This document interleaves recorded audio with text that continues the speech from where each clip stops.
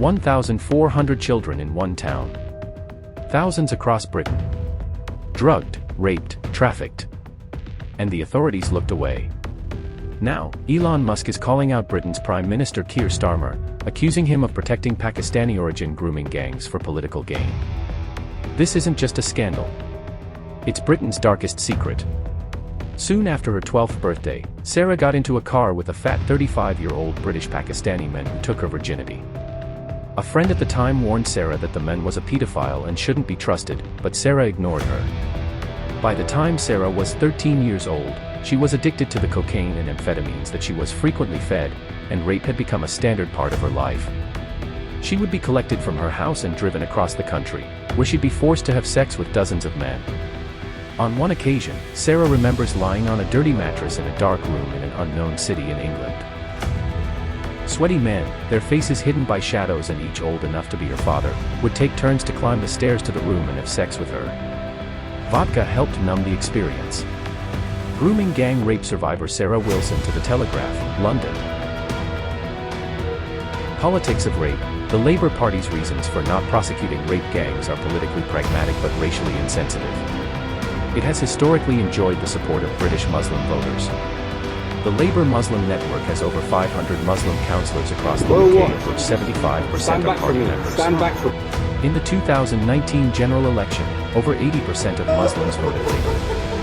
According to the last census, Britain's Muslim population is 3.9 million, a rise of 1.2 million from the 2011 census count. Muslims living in Western countries tend to vote against parties which support governments fighting terrorists in the Middle East. In the last election held in July 2024, with Britain backing Israel with arms sales, Muslim Labour votes fell drastically and the party even lost most of its safe seats. The police inaction against pro-Hamas demonstrators and anti-Semitic violence stems from its survival instincts. The party doesn't wish to isolate a solid support base. Many social media videos show British police arresting people holding anti-Hamas placards while violent protesters calling for the death of Jews march free on the roads. British woke culture has a lot to answer for. Grooming gang rape survivor Kate Alicia was so terrified of her tormentors Shamal and his friends that she delayed going to the police for help. When she did, the cops wrote in their report that the sex was consensual. Lucy was another rape victim the UK police failed. She was a 12-year-old schoolgirl living in Rotherham when she was befriended by teenage boys who gave her and her friends free rides and ice cream after school. After a while, the boys began to introduce older men to them. The girls were given rides in swanky cars and introduced to vodka and marijuana. Lucy's violator was a Pakistani man twice her age who seemed to be the gang boss. He showered her with gifts, alcohol and a new mobile phone. He began to rape her gradually, once a week, which became once a day. She was raped by the Clifton Park War Memorial, in a backstreet and in innumerable taxis. Then one day, he locked her up in an apartment where she was stripped naked and left to be raped by half a dozen men who took turns. "If you don't come back, we will rape your mother and make you watch," they warned her. After 2 years of abuse, she told her mother, who told the cops. 2 police officers turned up to collect Lucy's soiled clothes as evidence. A few days later, they phoned her mother to say the bags had been lost. "All of them?" Lucy asked, surprised. All she got for her trouble was a check for £140 for loss of property. The police pressured the family to drop the charges. They said it was the girl's word against that of the men. The case was closed. Elon Musk has dragged Britain's darkest secret into the global spotlight.